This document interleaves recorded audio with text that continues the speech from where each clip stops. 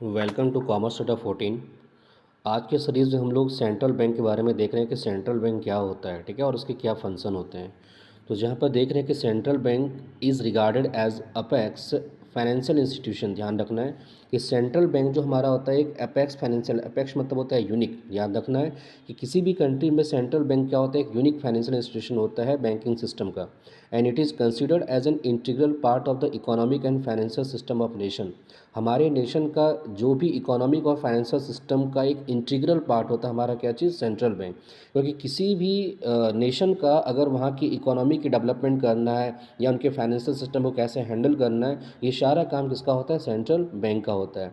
The central bank functions as an independently authority and is responsible for controlling, याद रखना आपको, regulating, establishing and monetary and banking structure of the country. ये चीज़ आपको याद रखना है। यहाँ पर हमारा क्या चीज़ बताया गया हमारा कि जो सेंट्रल बैंक होता है हमारा ना, उसके जो मेन फंक्शन होती है एक इंडिपेंडेंट अथॉरिटी है। ध्यान रखना है हमारा ये क्या है, एक इंडिपेंडेंट अथॉरिटी है, किसी के अंडर में ये वर्क नहीं करता। इसका एक अपना इंडिपेंडेंट अथॉरिटी होता है जिस वो किससे रिस्पॉन्सिबल होता है, तो कंट्रोलिंग करने के लिए, रेगुलेटिंग करने के लिए, इस्टेब्लिश करने के लिए, यानी establishing and the monetary and banking structure, कि आपके कंट्री में जो बैंकिंग और मॉनेटरी स्ट्रक्चर हमारा है उनको कैसे स्टेबल किया जाए, उनको कैसे रेगुलेट किया जाए, उनके ऊपर कैसे कंट्रोल किया जाए, ये फंक्शन किसका होता है, सेंट्रल बैंक का होता है। In India the Reserve Bank of India is regarded as the, याद रखना आपको कि इंडिया में हमारा क्या है कि रिजर्व बैंक ऑफ इंडिया को हम लोग सेंट्रल बैंक से नाम से जानते हैं। इट वाज सेटअप इन 1935। आपको याद रखना है कि 1935 में सेंट्रल बैंक का हमारा इस्टेब्लिशमेंट हुआ था।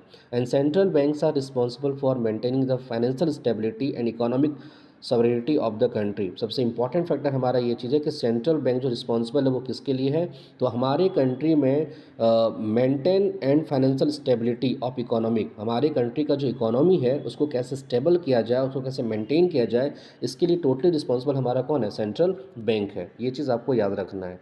अब यहाँ पर देखिए हम बात कर रहे हैं what is the function of the central bank, ठीक है ना, कि सेंट्रल बैंक के क्या फंक्शंस हैं।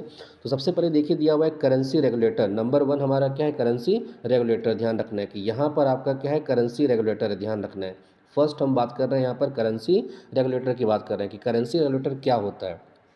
इट मीन्स आपको पता है कि हमारे इंडिया में जितने भी मॉनेटरी ट्रांजैक्शन का हम लोग जो मॉनेटरी वैल्यू उनको रेगुलेट कौन करता है। इट मीन्स अगर हमें कोई करेंसी इशू करना है या कैसे मुझे मनी का सप्लाई को हम कंट्रोल करना है, ये सब काम किसका होता है, सेंट्रल बैंक का होता है, ठीक है। नेक्स्ट सेकेंड नंबर है बैंक टू द गवर्नमेंट। ध्यान रखना है हमारा कि जो सेंट्रल बैंक होते हैं ये गवर्नमेंट का बैंक होता है। इट मीन्स गवर्नमेंट कोई भी स्कीम अगर लाती है, उनके पास फंड है या नहीं है, ये इंस्ट्रक्शंस वो आरबीआई से लेते हैं, क्योंकि आरबीआई के अकॉर्डिंगली ही अगर उनके पास में हमारा मनी होता है तो उसके अकॉर्डिंग क्या करते हैं, वो सारा वर्क करते हैं। इसलिए गवर्नमेंट का बैंक कौन होता है, सेंट्रल बैंक होता है।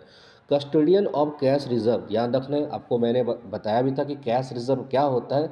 कैश रिजर्व हमारा एक पार्ट होता है, ध्यान रखना है, जो कि डिपॉजिट मनी का कुछ पार्ट जो हमारा होता है ना, वो सेंट्रल बैंक के पास में क्या होता है, वो रखा रहता है हमारा। ध्यान रखना है, तो ये क्या करता है, जो भी कैश रिजर्व उसका एक कस्टोडियन की तरह वर्क करता है हमारा सेंट्रल बैंक। फोर्थ है कस्टोडियन ऑफ इंटरनेशनल करेंसी। आपको पता होगा कि इंटरनेशनल करेंसी का भी कस्टोडियन कौन बनाता है, सेंट्रल बैंक। कि सपोज आपको वन कंट्री से अनदर कंट्री आपको जाना है, तो वहाँ पर क्या होता है, मनी चेंजिंग होता है, तो ये मनी चेंजिंग का भी वर्क हमारा कौन करेगा, सेंट्रल बैंक करेगा।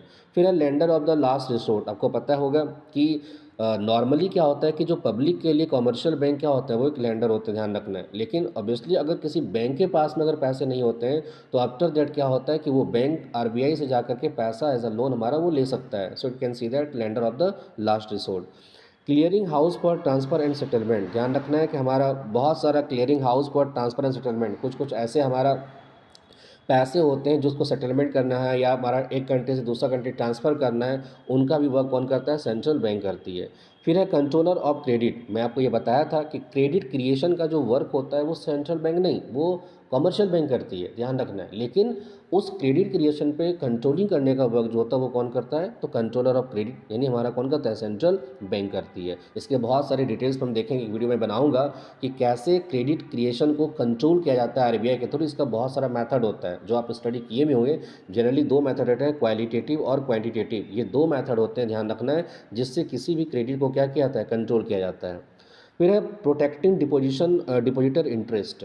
ये भी आपको याद रखना है कि जो सेंट्रल बैंक होती है ना, वो क्या करते हैं, डिपॉजिटर को प्रोटेक्ट करता है। मतलब कोई भी डिपॉजिटर अगर एफडी करा रहा है, बैंक में कुछ पैसे जमा करा रहे हैं, उनको प्रोटेक्ट करने का भी काम कौन करता है, बैंक करती है। फिर दूसरा ये भी था कि जो मॉनिटरिंग करने का काम होता है सारे बैंक के ऊपर में, वो कौन करती है, आरबीआई करती है। तो सेंट्रल बैंक जो आरबीआई है वो क्या करती है, डिपॉजिटर के इंटरेस्ट को प्रोटेक्ट करती है, यानी एक आई व्यू से वो चेक करते रहती है।